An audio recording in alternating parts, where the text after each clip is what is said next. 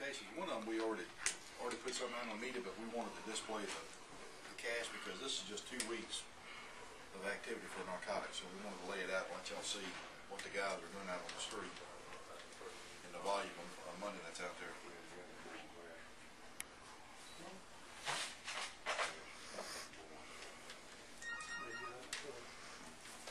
We waiting on anybody else? Well, Matt's coming. Yeah. 18 probably is going to be here. And Matt's got a bunch of questions. We're going to talk about a couple of cases, one of which we have already notified the media on, but we wanted to display the items that were recovered. This case occurred on October the 16th. Officers from the Vice Narcotics Unit seized 2 firearms and over $13,000 in cash in regards to a arrest for unlawful manufacture of a controlled substance, first degree, and trafficking in cocaine. There was individuals taken into custody. I'm going to try to pronounce the name. Justin, last name is Britt, African-American male, 20 years of age, South Pontiac Drive. He was arrested and booked into the jail. Had over 50 grams of cocaine, and once again the 2 firearms that you see displayed on the table.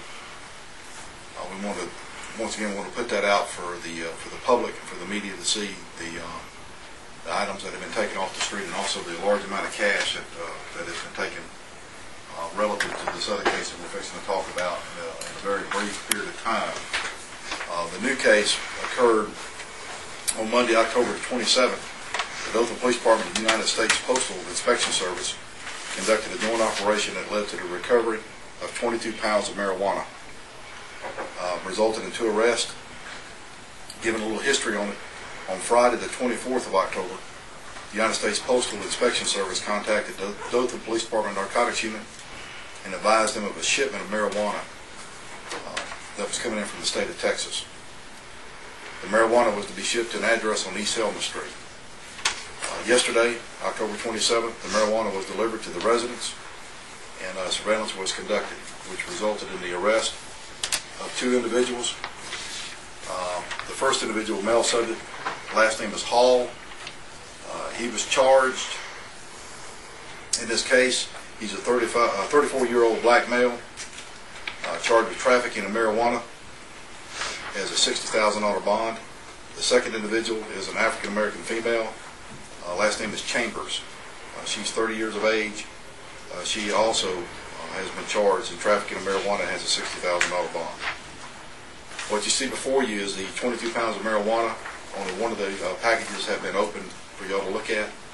Obviously, it will be sent to the lab. Also, $666 in cash was seized during the arrest. We want to thank the cooperation of the United States Postal Service in helping us make this arrest. Certainly, we're proud to be able to come before the public and show the efforts of the police department in taking the narcotics off the street, and also making an impact as far as where it really hurts the bad guys, and that's seizing their money and their weapons. Our efforts will continue, as well as efforts in working with other local law enforcement agencies and federal agencies in trying to combat this plague that is affecting our area. Any questions? Chief, tell me a little bit about these weapons. Are these what you're normally finding? These kinds of weapons, and are they, like an upgrade from what we used to see?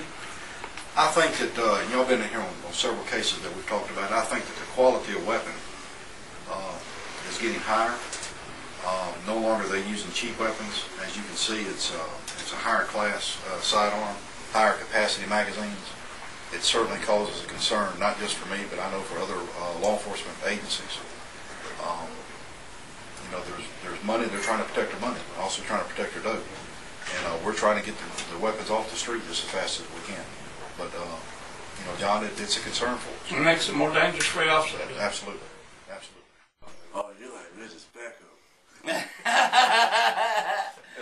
it was pretty awkward because he was trying to be all condescending, and I grabbed like this. I shook his hand. I was like, "Hey man, you don't know me, dude." And his friend says, "No, you're Patrick Claiborne." It just made it was really awkward because I'm trying to be all like, "You don't know me." That's something never happened to me before.